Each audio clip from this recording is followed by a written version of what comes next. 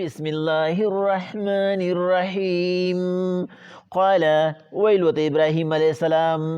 افتعبدون من دون الله تاسو عبادت کوئ ما سوا د الله نه ما د هغه چا لا ينفعكم شيئا چې تاسو ته نفع رسولی شي معمولی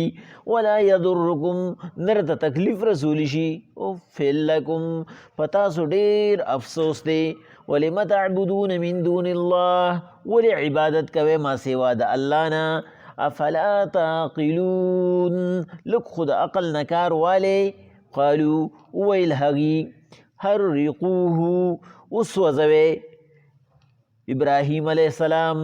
وانصروا آلهتکم د خپلو خدایانو سره امدادو کې ان کنتم فاعلین کچری دا کار کوونکي داغي عزت واپس راوستونکي قلنا منگا اویل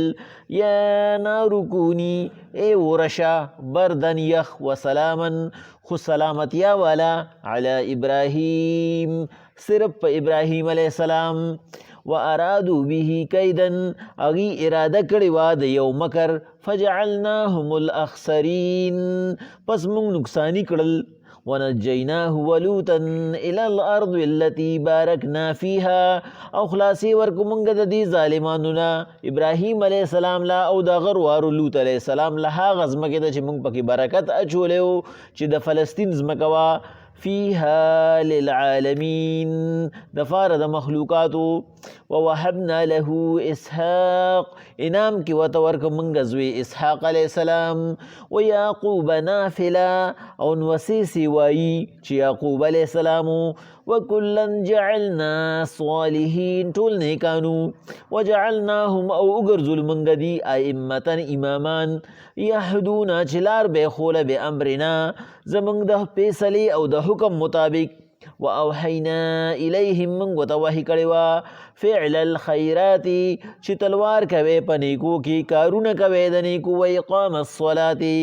منس کوے پٹیم ویتاء الزکاة او زکاة ور کوے وکانو لنا عابدین او دی زمنگ نیکان بندگانو ولوتا آتیناه حکما وعلما لوت علیہ السلام تا هم منگا حکمن فوی ورکڑی و علما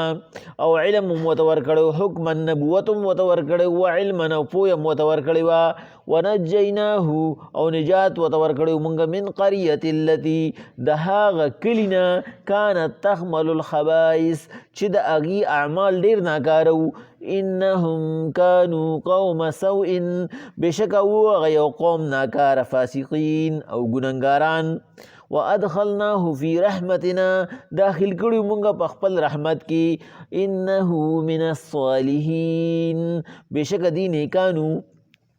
الله پاکوی پیغمبر علیه السلام پس دا غینا چې ابراهیم علیه السلام هغې سره مکالمه وکړه او هغې عقلي لحاظ سره پړه کړه هغې ذهنونو دا خبره ومنله چې ظلم خو مونږه کوو واقعي ابراهیم علیه السلام ظالم نه دی چې دا ټولې ټوکړې کړي دي دا خو مونږ د خپل لاس ځان سره زیاتې کوو چې دا دوره سیزونه هم دی له مخې ته ایښي او هغې یې خوړی نه شي او مونږ ته ښه پته چې دا منجواران یې خوري او د هغې نه باوجود هم مونږ دا چل کوو لکه څنګه چې هندوان کوي چې د هغې هغه بګوان چې کوم دی د هغې چې خدای وده وایي هغه خرڅېږي هغې یې په خپله ځان له والي او نرخ وکړي د خپل خدای چې دا په دې نه په دې او دې نه په دې او بیا چې کله د هغې د یو خدای عبادت هفته لس ورځې کوي بس وي د ده کار ترسره شي بیا ګنګا یا جمنا ته وغورځوي بس اوس دې کې غوپې خوره او بیا هم ورته خدای وایي داسې عجیبه خلق دی الله پاک وایي پیغمبر علیهم السلام نو هغې ته ښه پته ده خو د هغې هغه عقل په دې باندې نه رسي کار نه کوي په قسمت کې نشته د هغې توفیق نشته هغه توفیق ولا الله پاک د هغې د ناکاره اعمالو په وجه چې د هغې ارادي نیکي نه دي نه دی ورکړی الله وی ابراهیم علیه السلام ورته ووی قال تعبدون من دون الله ما لا ينفعكم شیئا ولا يضركم نو چې تاسو په خپله تسلیم کړه چې دې خبرې نشي کولی چې تاسو وایې بایی ټیک ده چې تبر چې کوم دی نه هغه غټ بوت ته اویزان دی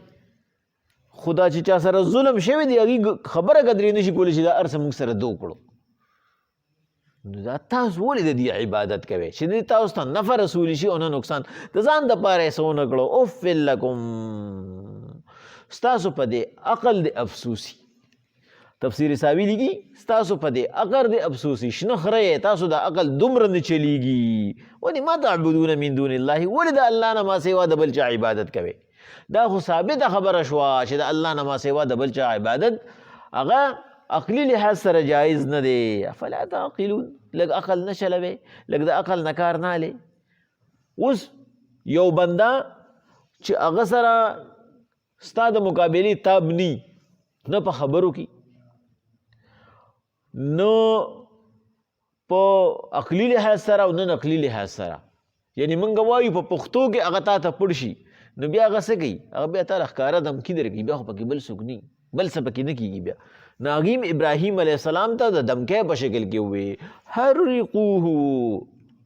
دا حرقو چې کوم دی دا د حرقه اسم مبالغه ده اور پې بلکې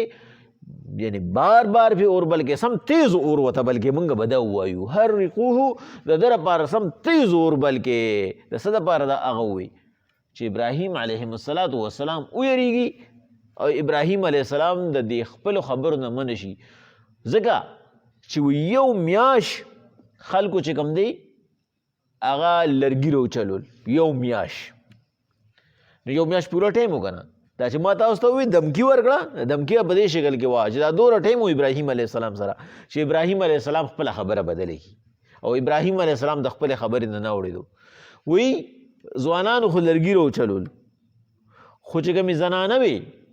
نو په هغې کې چې کومې ځوانانې وې نو هغوی خپل کالي ورکړو خو چې کومې بوډیګانې وې نو د ګور کفن دپاره چې کومې کپړې ایښې وې تفسیر مدارک کې امام نصفي صاحب وایي د ګور کفن هغه دغه چې کوم دی کپړې ورکړې وله چې دا مو ورته په دې اور کې ور واچوې زمونږ نور وس نشته خو چې زمونږ د خدایانو د عزت بحال شي دوی یې له ډېر بېعزته کړي دي دوی سره یې ظلم کړی دی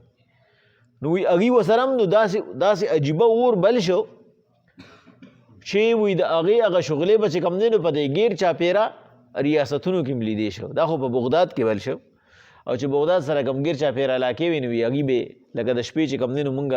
ځای په ځای په دې غرونو باندې اور وینو دغه شانتې وایي به لمبې لیدې او وایي دومره زیات تو والو دومره ډېر بل شو چې یو میاشت هغې خشاک را چلولی وایي چې بره به مرغۍ تله نو وایي هغه به پکې را وغورځېده هغه به پکې بره راته شوه نو وایي دوی اریان شو چې ابراهیم علیه السلام به اوس دې ته غورځو څنګه اوس به ورسره څه کوو دې له خو مونږ اوس خواله هم نشو ورتلی د ده دپاره اوس څه طریقه جوړه کړو چې دا دومره تیز اور دی چې په هوا کې مرغۍ نه پرېږدي بار ملکونو کې خلک ویني اوس به ابراهیم علیه السلام دې ته څنګه وردن نه کوو نو شیطان ورته راغی او شیطان ورته طریقه وښوله چې داسې چلو کې چې یو اوږده ناړۍ وګورې نو وي دومره اوږده ناړۍ بیا کوم ځای وه خو به هر حال هغې خپل کوشش وکړه ورته چل خو ورته هغه وښو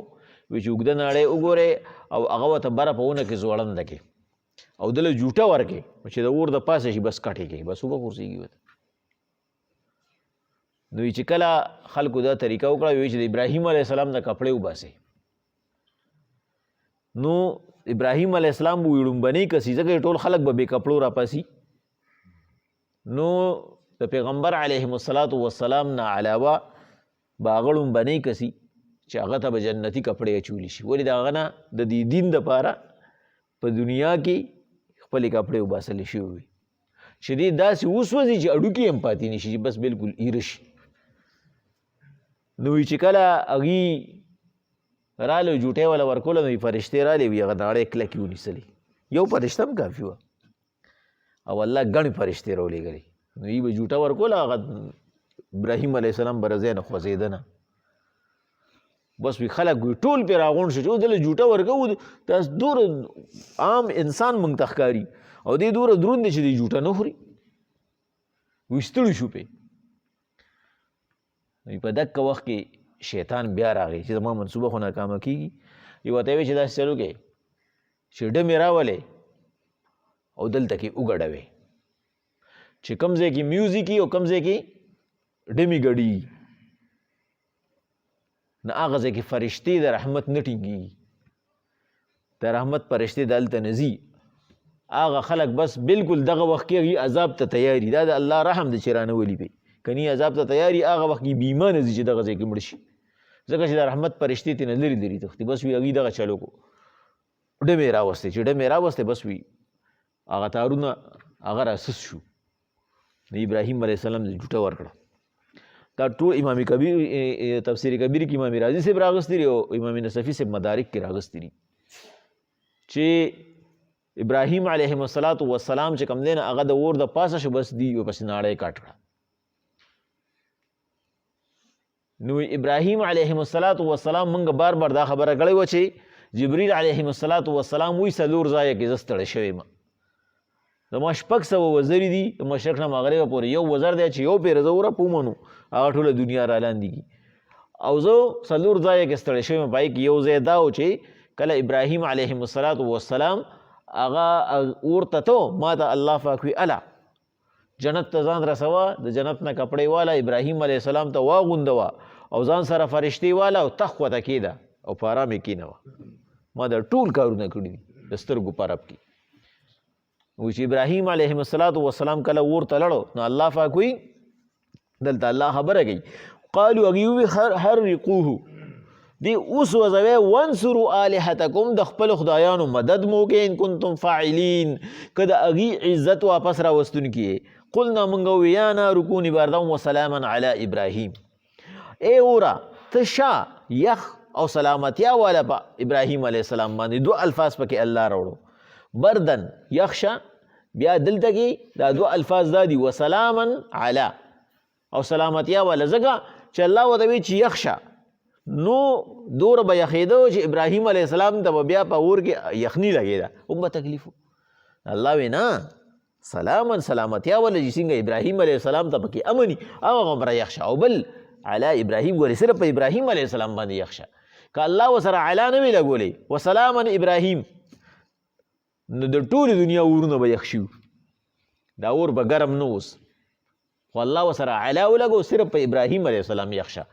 نور اور یعنی مقصد دا دی چې په هر یو څیز کې دا تاثیر الله پیدا کوي که سترګې لیدل کوي دا طاقت د الله دی که پوزه هغه سائلی او بویول کوي دا طاقت د الله دی که ژبه هغه وینا کوي طاقت د الله دی که غوږونه اورېدل کوي طاقت د الله دی که الله وغواړي نو دا سترګې به د لیدلو سره اورېدل هم کوي دا غوږونه به د اورېدلو سره لیدل هم کوي ولې دا پکې الله دی الله هغه اور دی لمبې وخي خلک وایي چې څه البي خواته خواته کېدی نه شي او ابراهیم علیه السلام پکې ښه ارام ناست دی و ابراهیم علیه السلام ته ړومبنې د غرونو فرشتې راغلې ورته وی ابراهیم علیه السلام مونږ ته حکم وکړه مونږ الله را لېږلي یو مونږ ته حکم وکړه چې مونږ پرې رایوځی شو چې دا ټول خلک د په دې ځای باندې ختم کړو ابراهیم علیه السلام ورته وی چې چا دپاره زه دا کار کوم ولې مې نه ویني ځې یې لړې د باران فرشتې راغلې ورته وی ابراهیم علیه السلام مونږ ته اډر وکړه اوس به پې باران راوورو بس دا به په ځای یخ شي ابراهیم علیه السلام ورته وی چې د چا دپاره زه دا کار کوم هغه ما نه ویني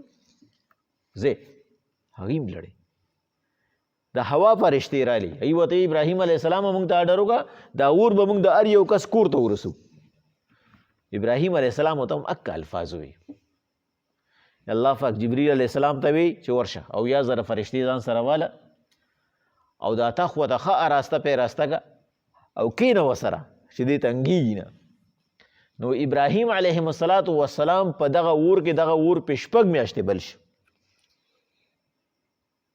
نو یو ورځ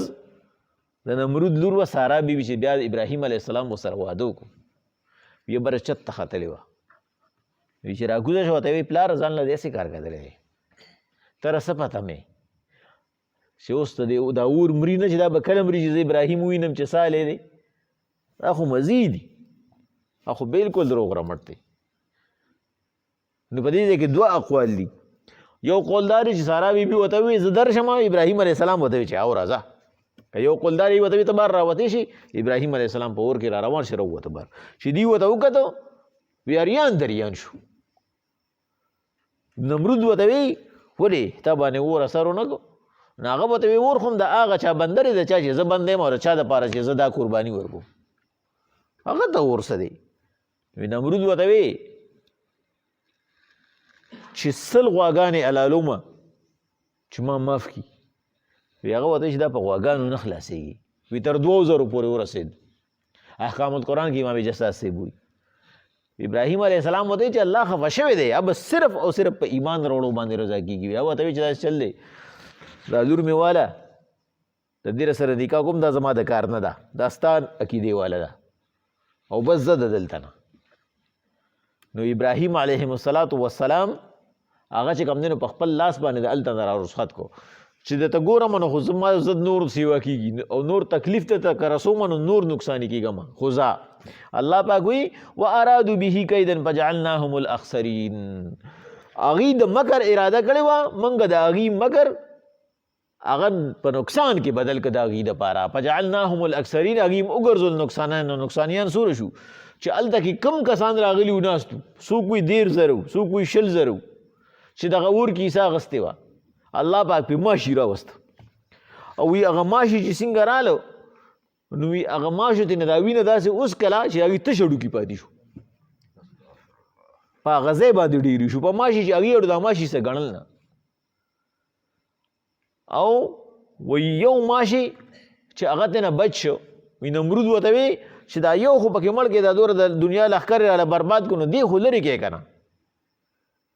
نو هغه چې کوم دی راغی د نمرود په پوزه کې راستنی چې هغوی وله یو کس وله لوړ را خلاص کړه د هغه خپه پرېوته،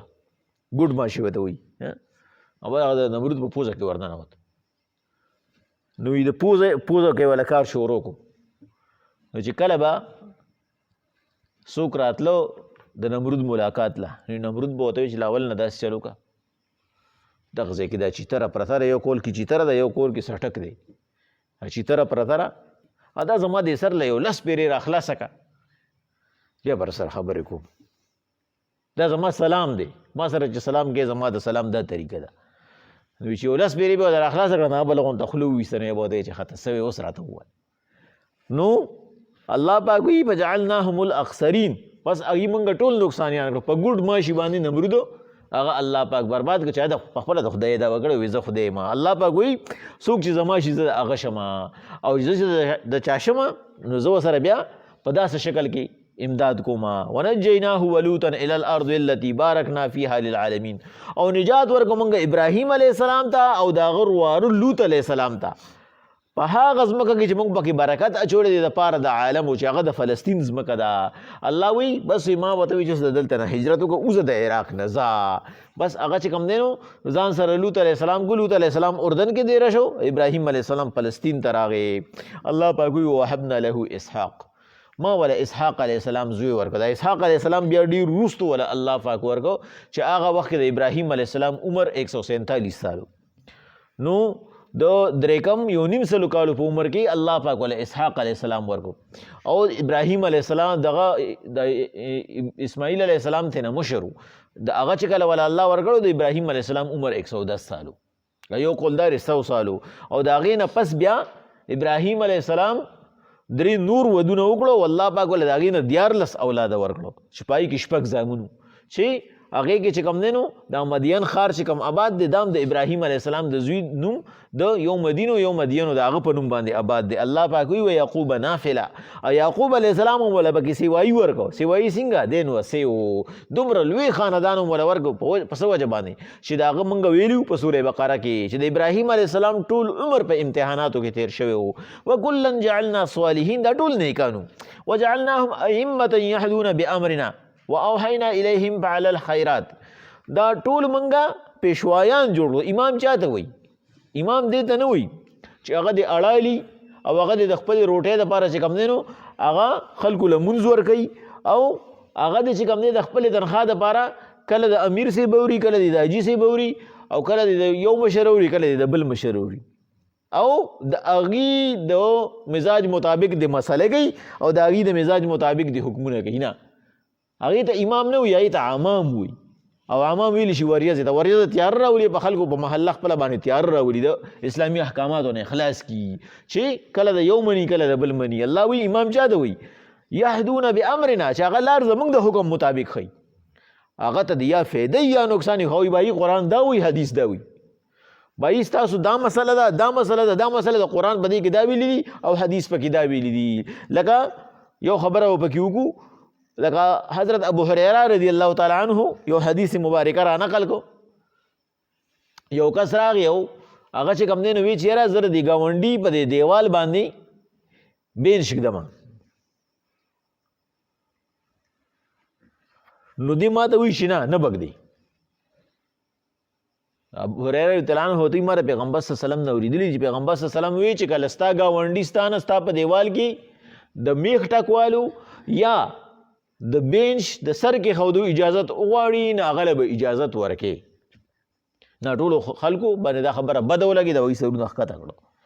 هغه ورته وایي که به تاسو ښه لګي او که بد لګي، ما د پیغمبر صلی الله علیه وسلم نه اورېدلي. نو ګر چې دا حدیث دا اړومبنی حدیث دی، د دې نه پس دویم حدیث د پیغمبر صلی الله علیه وسلم په دې کې نقل دی چې په هغې باندې عمل دی، چې پیغمبر صلی الله علیه وسلم وایي نه که چېرې د دې ګاونډي خوښوي نو خو دې په دیوال باندې د بینچ سر کیږي، او که د ګاونډي خوښوي نه نو دې دې نږدي. که د دې ګاونډي خوښوي نو خو د هغه په دیوال کې د دې میخ ټک وي، او که د ګاونډي خوښوي نه نو نه ټک وي چې وروسته ترې بیا مسلې جوړېږي. خو ابو هریره رضی الله عنه د غړومبنی حدیث اورېدلی او خلکو ته وایي که به تاسو ښه لګي او که به تاسو بد لګي. ما ته پیغمبر نه اورېدلې ده او زه به هم دقه شانتې وایم. نو الله پاک وایي امامان څوک دي؟ یهدون بامرنا، چې هغه زمونږ د حکم مطابق خلکو ته مسله حل کوي. واوحینا الیهم فعل الخیرات، او موږ وحی وکړه بیا د ابراهیم علیه السلام په ذریعه باندې خلکو ته چې هغې کارونه وکړي د نیکو، اقام الصلاة عبادت بدني وکړي چې مونځ دی، و ایتاء الزکا عبادت مالی وکړي چې زکات دی، وکانو لنا عابدین، او دا ټول زمونږ بندګان وو. الله وایي زمونږ حکم به منو. ولوطن آتیناه حکما وعلما،